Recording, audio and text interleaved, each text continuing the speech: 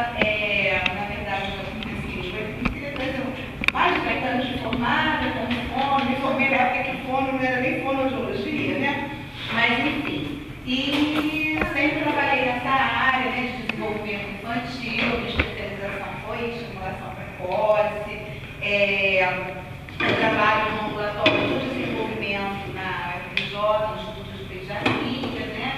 E, na verdade, sim, eu trabalho, professora de alguns cursos de fono também, e eu trabalho assim, já há muito tempo nessa área, né, de desenvolvimento, né? Na época nem se falava em inclusão, né?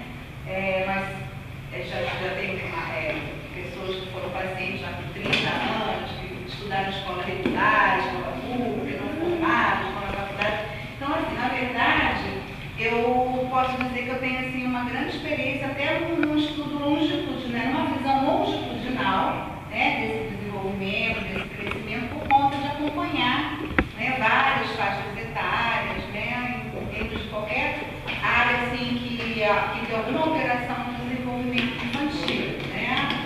E aí, feita a apresentação, eu acho que seria interessante, e aí para a gente começar a falar um pouquinho, né, do assunto que a gente, com relação à síndrome de Down. Né? Então, assim, eu não vou expor nada, eu só vou fazer para a gente poder começar a conversar em cima disso. A primeira coisa que eu acho fundamental que a gente esclareça também aqui, é que assim, não existe um método específico para a síndrome de Down. Né? Não existe uma especialização de síndrome de Down, não existe um método específico para a síndrome de Down, não existe nada específico para a síndrome de Down. Né? Então, o que existe são vários métodos, várias abordagens que nós vamos usando, né, de acordo com a necessidade do indivíduo, que, né, por questões tem a síndrome de Down. Então, assim, a primeira, né, porque às vezes a gente tem um método específico, ou uma abordagem específica, ou uma alfabetização, isso realmente não existe. Né? Você pode ser formado em várias metodologias, você vai usando aquilo que for mais adequado, de acordo com aquele momento de desenvolvimento da criança. Né? E, assim, eu não sei se vocês podem começar colocar assuntos. Eu quero ver para onde eu vou direcionar mais ou menos, né? Você falou de metodologia. Quais são as metodologias que você poderia falar? Então, o que existe são metodologias para trabalhar com o desenvolvimento infantil, tá? Então, você tem vários métodos, né? Como métodos mais antigos, como o Thomas Delacarte, Colfey, deixa eu ver se mais algum dessa época, enfim, e o Boas, né? Então você tem vários, cada um, na verdade, eles não diferenciam muito uns dos outros, né? Só que o que acontece é que as abordagens foram evoluindo de acordo com os conhecimentos, né? Principalmente assim, os conhecimentos científicos, né? Então, assim, uma das coisas que a gente tenta assim, usar como direcionamento, né? Quando a gente vai usar uma abordagem, na verdade, a gente ter um conhecimento, um raciocínio clínico e um conhecimento científico e uma comprovação da metodologia, que são mais importantes, né? Quando a gente faz para o profissional, quando a gente vai utilizar uma metodologia, o mais importante é que a gente, dentro dessa metodologia, você tenha realmente comprovações, né? Científicas, comprovações clínicas, até porque assim, como eu lido muito com a área acadêmica, então não tem como fugir a gente só, né? Enfim, algumas pessoas que podem também se tratar sabem como é que funciona, né? A gente tem essa coisa assim de se basear mesmo, né? Na questão científica mesmo, comprovações. Então, assim, tem vários métodos, né? E assim, o que eu acho mais importante na síndrome de Down é a questão inicial, que é a questão da hipotonia, né? Todo mundo já ouviu falar, enfim. Trabalhar com essa questão da hipotonia, né? Fortalecimento dessa musculatura, né? Para a criança poder funcionar o mais próximo possível, né? A idade de desenvolvimento mais próximo possível da idade cronológica, né? Então você tem a questão da hipotonia, pegando a parte da fono, né? A gente tem a questão da linguagem da fala, que passa sem dúvida nenhuma pela questão da alimentação inicialmente, né? Por todo o trabalho dos órgãos, que a gente chama órgãos fonoarticulatórios, né? Que são os órgãos que a gente usa para alimentação e posteriormente a gente vai usar para o desenvolvimento desenvolvimento da fala, da articulação, né? Então você tem essa questão que está envolvida a parte da fala, e a gente tem a questão da linguagem e da parte da assim, cognitiva, né? Que é a questão que vai proporcionar o desenvolvimento da escolaridade também. Então são três grandes áreas, assim. Primeiro é a área motora, a área física, que tem todo esse componente da hipotonia, que atrasa muito a questão, né, das etapas de desenvolvimento. A gente tem a questão da fala, né, por conta desse trabalho, dessa hipotonia que atinge os órgãos articulatórios também, que a gente desde o início orienta muito com relação à questão da alimentação, e por fim a questão da linguagem e do desenvolvimento da escolaridade, ou seja, na verdade é a alfabetização mesmo, né, a aquisição da leitura e da escrita competente. Acho que são as três grandes áreas assim, que a gente tem muito trabalho para fazer com as crianças, né, adolescentes com síndrome de Down. Então, eu perguntei sobre metodologia, porque, por exemplo, Padovan, metodologia? É considerado um método, é considerado uma metodologia, sem dúvida nenhuma. Você pode falar um pouquinho sobre ela? Olha, então, deixa eu falar. Eu, na verdade, assim, eu não tenho formação, né, no método Padovan, tanto que quem ia falar sobre o método era a outra fonte, né? Qual é a sua?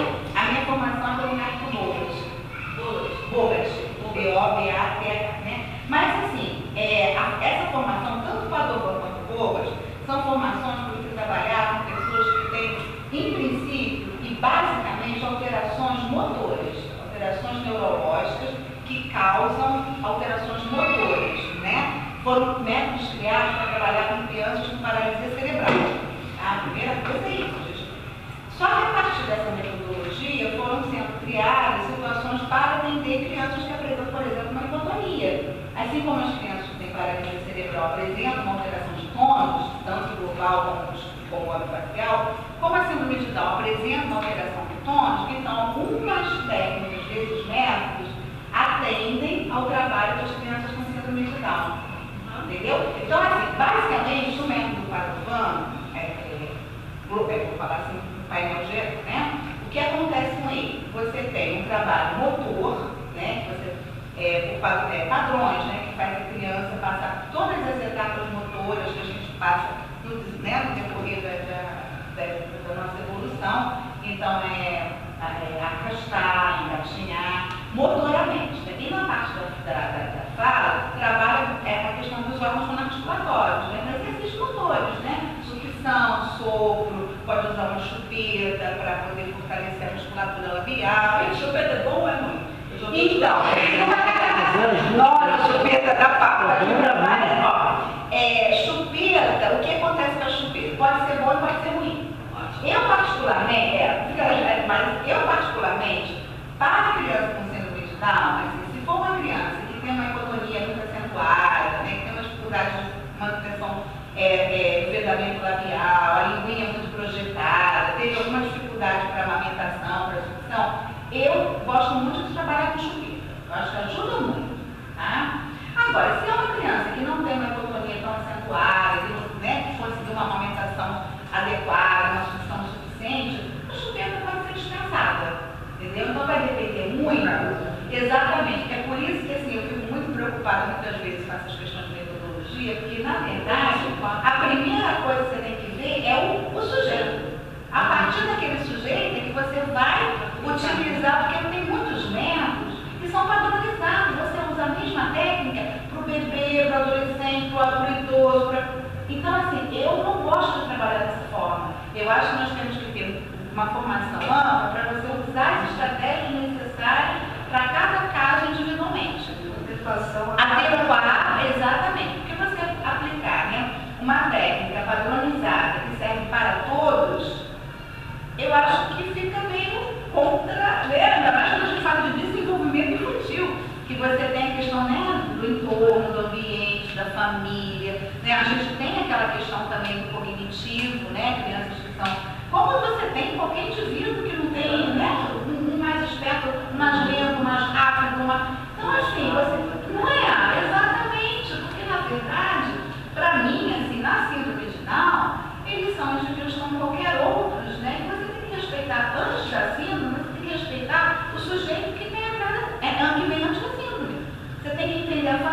economia, né, o meio ambiente, tudo isso é importante, né? Eu acho que é mais importante do que você se apropriar de uma metodologia e aplicá-la indiscriminadamente, entendeu? Faz todo sentido. Não é? Eu não gosto de ter chupeta. Tentei fazer e chupar chupeta. A mim lembra. E tem isso também. Ela demorou até um ano e um dia começou a chupar chupeta. Sim. Ela com chupeta ali na porta. Eu até tenho a impressão que a chupeta fez a língua dela ficar mais para dentro. Em alguns casos acontece exatamente. Ela bota menos porque a língua, para exatamente. A Porque a chupeta criança suga, isso vai fortalecendo a musculatura. Porque a criança com a chupeta na boca, a linguinha tem que ficar para dentro. Não tem como ela ficar com a boca aberta. Ele vai sugar. Por isso que muitas crianças com síndrome de Down não gostam da chupeta, porque é um esforço que eles têm que fazer para mantê-la dentro da boca. Da mesma forma como não aceitam facilmente a introdução de alimentos, né, um pouco mais, você passa por pastoso, né, porque requer um esforço de mastigar, de engolir. Então, pela questão da hipotonia, para eles realmente é mais difícil, é um esforço maior, é cansativo também, entendeu? Então, essa questão da chupeta passa por todas essas.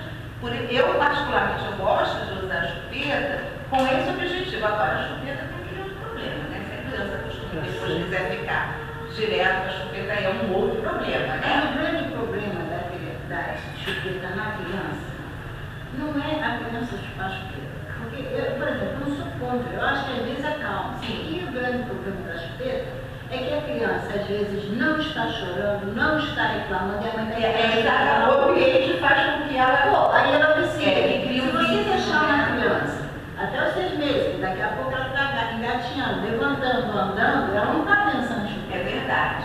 A mãe tira a capacidade. É verdade. Mas às vezes a criança nem chorando está, está tirando o dedo e enfiando a chupeta. Você vai viciar. É verdade.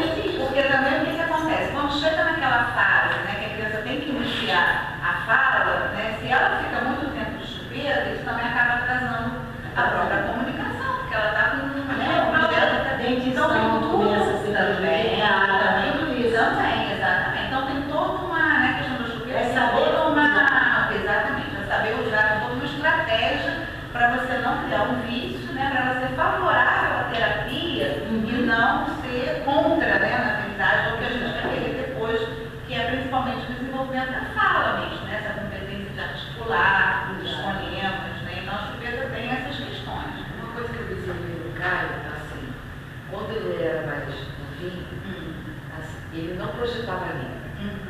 E ele Mas não vem quanto? Mas não vem. Benzinho. antes de um ano. Paulo também. Depois ele muito depois, isso aqui agora ele está projetando Isso. direto, daqui a pouco ele volta de novo mais a linguinha. Por que esse...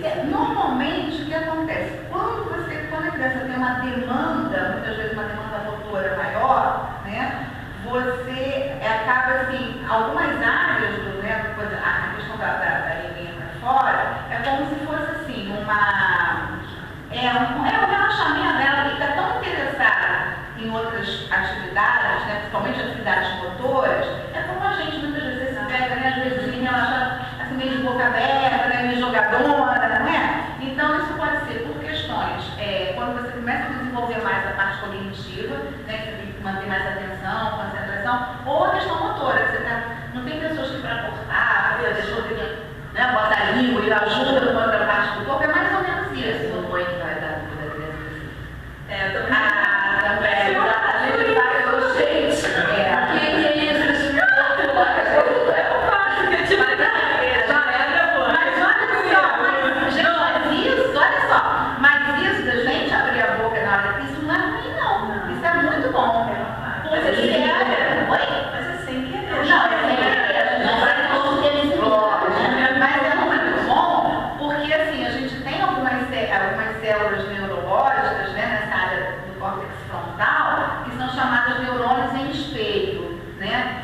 Foram descobertas recentemente, essas células, e elas são exatamente o quê? Elas são exatamente para você se espelhar, para você ter um modelo, é o que faz, na verdade, o reconhecimento dos seus pares, né, dos seres humanos, né? Então, esse espelhamento, você ver uma pessoa realizando uma ação, você aprende só de olhar a pessoa realizar aquela ação.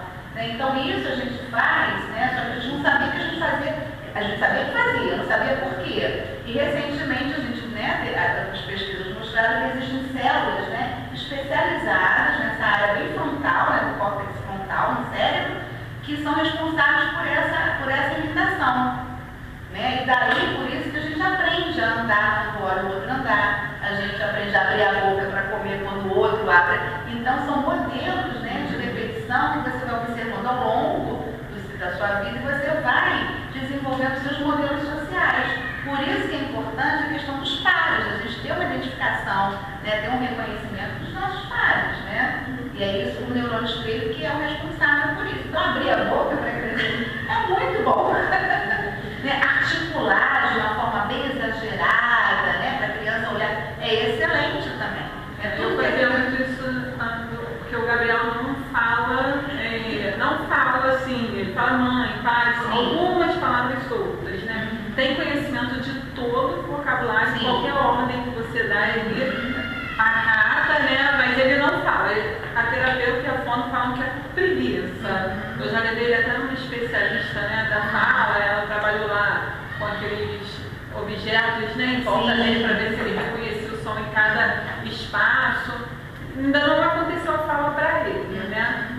E a gente faz muito isso, né? De, quando fala, eu sempre falei que teve uma época que a terapeuta falava, ele vive fazendo assim pra mim, porque eu falava pra ele, eu estou falando com você, olha a minha boca, eu estou falando com você, olha pra mim quando eu estiver falando com você, pra ele sempre ver eu gesticulando como eu estou falando, né? Eu fazia muito isso com ele, até hoje eu faço, né? Pra ele ver, ele tem 5. Aproveitando isso, já quase 6, né? Porque a minha filha também tem a mesma idade dela.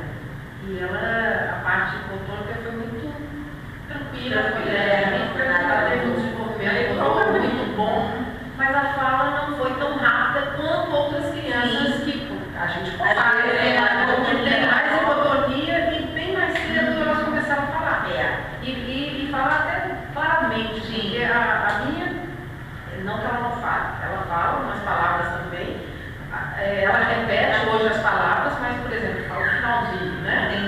Não fala um texto, não conversa, né? A minha filha de 2 anos já conversa. Então, quer dizer, o que a gente deve fazer nesse sentido? Porque ela começou a se soltar mesmo, agora no final dos 4 anos por 5.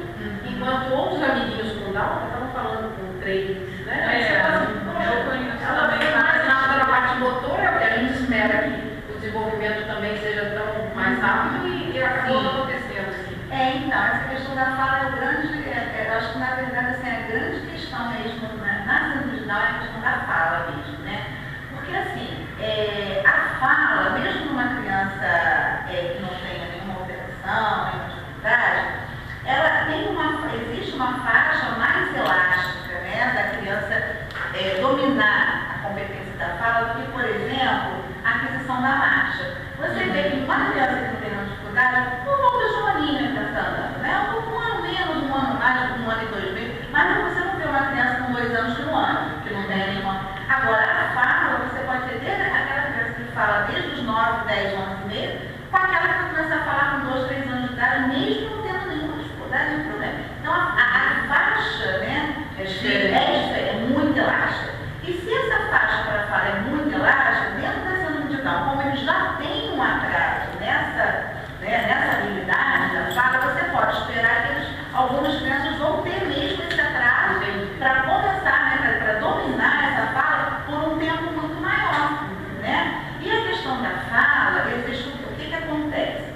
Nós temos, a fala é difícil, porque a gente analisar e trabalhar, é o seguinte: primeiro você tem a questão do domínio dos órgãos fonoarticulatórios, como eu falei anteriormente, né? Que passa pela questão da hipotonia, e a gente tem que trabalhar principalmente assim, com alimentação. Quanto mais cedo a criança começar a aceitar alimentos, né, para mastigar, facilita muito, ajuda muito, né, o tônus dessa musculatura da face, o próprio movimento, né? Porque quando você, por exemplo, a criança está tomando líquido, né? Um leite peito, uma madeira. Então a linguinha dela faz só um movimento específico, não precisa fazer mais nada, né? Aí depois você introduz o pastoso, tá? O pastoso, você também é um movimento, né, de receber o alimento de uma colher, que é diferente de quando você começa a introduzir os pedacinhos, né? Seja com a mão, seja com o garfo. Que aí a criança começa a ter que levar a linguinha para um lado, a linguinha para o outro, não é? Para jogar o alimento para lá, para cá, para mastigar aqui, mastigar dali. E tem que fazer força,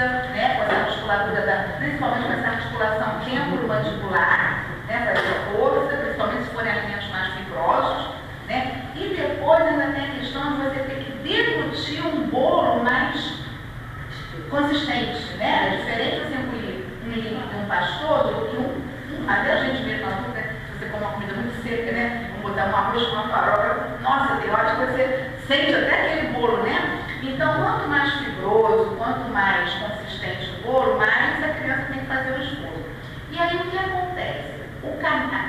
A comunicação da orelha, né, com essa parte toda dos órgãos da mastigação, da deglução, existe uma comunicação, né, direta. Então, quanto mais a criança mastiga e mais a criança deglute alimentos mais consistentes, ela tem a capacidade de fazer o que a gente chama um arejamento dessa tuba auditiva. Com esse arejamento, você melhora a recepção dos sons que vem do ambiente.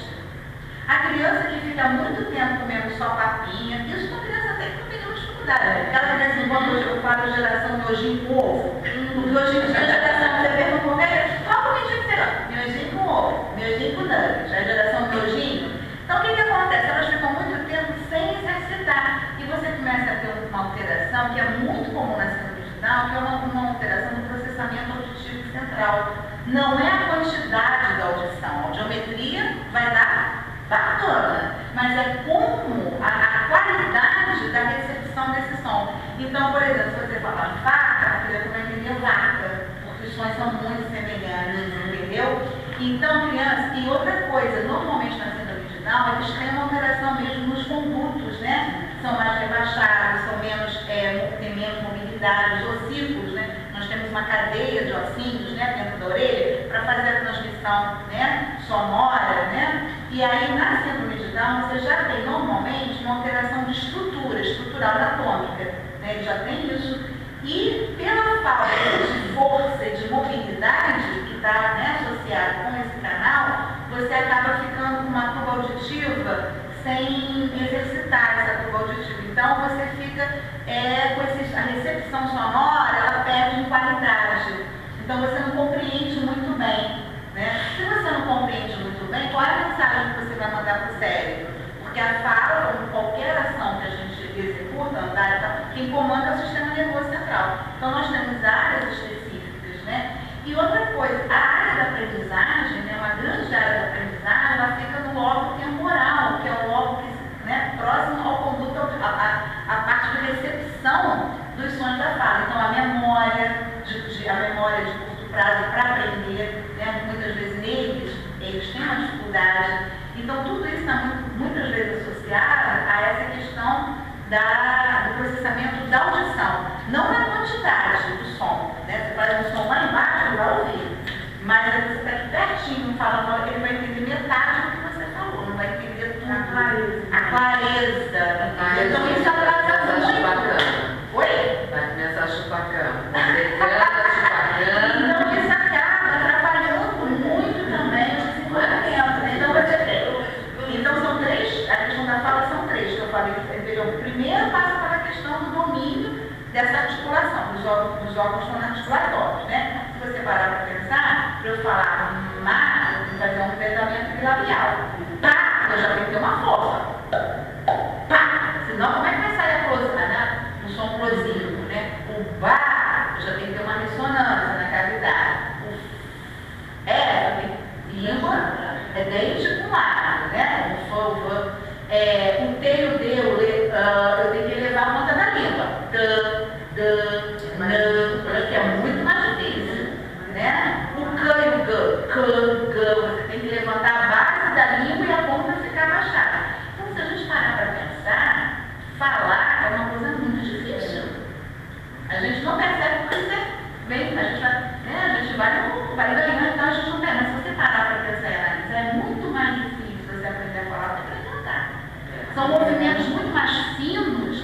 também.